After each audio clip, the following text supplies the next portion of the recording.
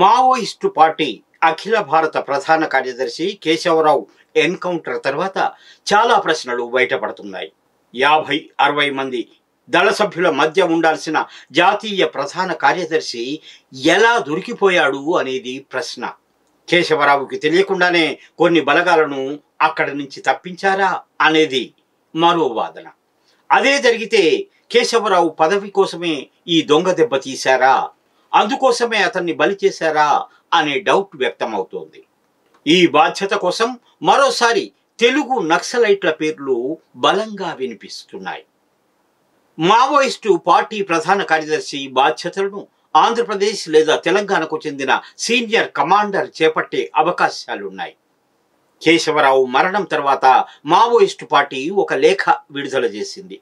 పార్టీకి చెందిన కొందరు ద్రోహులు ఇచ్చిన సమాచారంతోనే పక్కా స్కెచ్తో ఎన్కౌంటర్ జరిగిందని బయటపెట్టింది.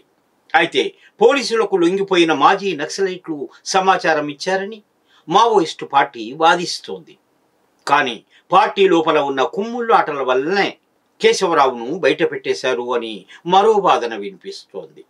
మావోయిస్టు పార్టీ రాష్ట్ర నేతలు ఎన్కౌంటర్ అవడం ఒకటైతే, జాతీయ ప్రధాన కార్యదర్శి స్థాయిలోని దళపతి దొరికిపోవడం చాలా అరుదు.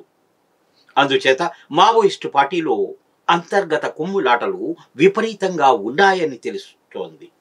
పదవుల కొట్లాటకు చెక్ పెట్టాలి అంటే మరో మార్గం అన్వేషిస్తున్నట్లు సమాచారం.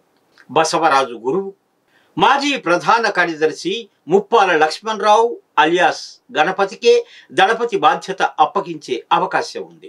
వైద్య చికిత్స కోసం విదేశాల్లో తలదాచుకుంటున్న గణపతి కొద్ది రోజుల క్రితమే తిరిగి భారతదేశానికి వచ్చినట్లు జోరుగా ప్రచారం జరుగుతోంది. 2018లో పక్కకు తప్పుకొని బసవరాజుకు బాధ్యతలు అప్పగించడానికి ముందు దాదాపు 15 ఏళ్ల పాటు ఆ పార్టీ ప్రధాన కార్యదర్శిగా గణపతి ఉన్నారు. కరుడుగట్టిన నక్సలైట్ అయిన గణపతికి అనేక మారు పేర్లు ఉన్నాయి. అలాగే వేషాలు మార్చడంలో కూడా దిట్ట. కొండపల్లి సీతారామయ్య మద్దతుదారుల నుండి నక్సల్ ఉద్యమాన్ని హస్తగతం చేసుకోవడంలో కీలక భూమిక వహించారు. 2 కీలక నక్సల్ గ్రూపులను విలీనం చేసి మావోయిస్టు పార్టీ ఏర్పాటు చేసి పార్టీకి సారథ్యం వహించారు. 20 ఏళ్ల క్రితం అప్పటి కాంగ్రెస్ ప్రభుత్వంతో నక్సలైట్లు చర్చలు జరిపాయి. ఆ సమయంలో మావోయిస్టు పార్టీ రాష్ట్ర నాయకుల్ని చర్చలకు పంపించింది ఈ గణపతే. ఇక్కడ చర్చలు జరుపుతూనే మరోవైపు ఆయుధాలు చందాలు బలంగా వసూలు చేసి మావోయిస్టు పార్టీని పటిష్టం చేశారు. ఆ సమయంలోనే బలంగా రిక్రూట్మెంట్లు కూడా జరిగాయి.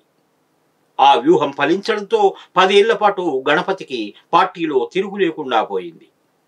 చివరికి అనారోగ్యం కారణంగా పదవి నుంచి తప్పుకొని శిష్యుడైన కేశవరావుకి బాధ్యతలను అప్పగించారు. నిజానికి గణపతి కదలలేని స్థితిలో ఉన్నారు. అనారోగ్యం కారణంగా చికిత్స విశ్రాంతి కోసం ఇన్నేళ్లు ఫిలిప్పీన్స్లో ఉన్నారు. ఎన్కౌంటర్లో బసవరాజు మరణించిన తర్వాత ఆయన దేశానికి తిరిగి వచ్చారు. ప్రస్తుతం మావోయిస్టు పార్టీకి సలహాదారుగా గణపతి ఉన్నారు.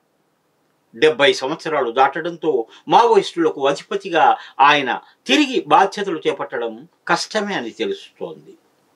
ఇకపోతే బసవరాజు గణపతి తర్వాత ఆ స్థానానికి ఆంధ్ర ప్రాంతానికి చెందిన సోను అలియాస్ మల్లోజుల వేణుగోపాల్ పేరు బలంగా వినిపిస్తుంది. లేని పక్షంలో తెలంగాణకు చెందిన తిప్పిరి తిరుపతి అలియాస్ దేవ్జీ పేరు చెబుతున్నారు.